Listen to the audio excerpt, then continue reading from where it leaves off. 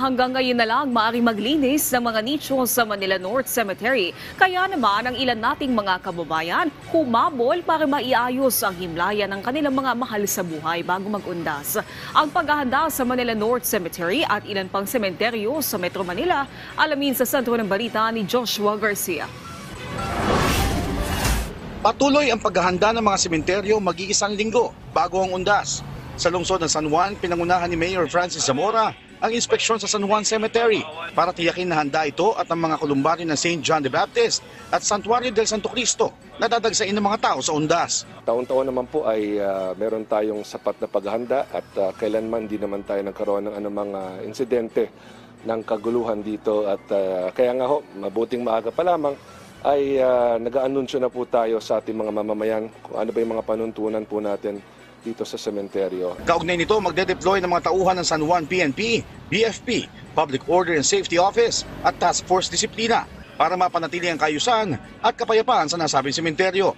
Habang mayroon din Quick Response Team ng San Juan CDRRMO at CSWD ang ilalagay para magbigay ng atensyong medikal kung kinakailangan.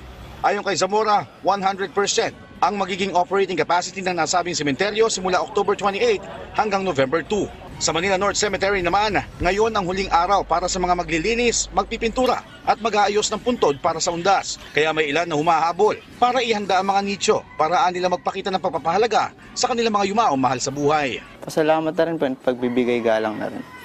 Siyempre po kahit wala na sila, kailangan maipakita natin na may pakialam pa rin po tayo sa kanila.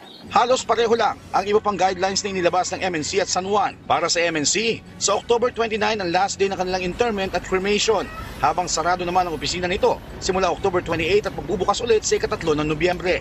Bubuksan naman ng MNC ang kanilang main gate ng 5 a.m. to 5 p.m. simula October 30 hanggang November 2.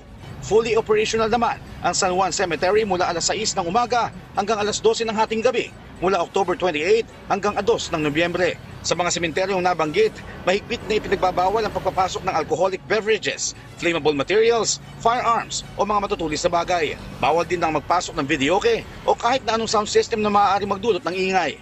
Gayon din ang pagdadala ng baraha, bingo cards o kahit na anong uri na sugal.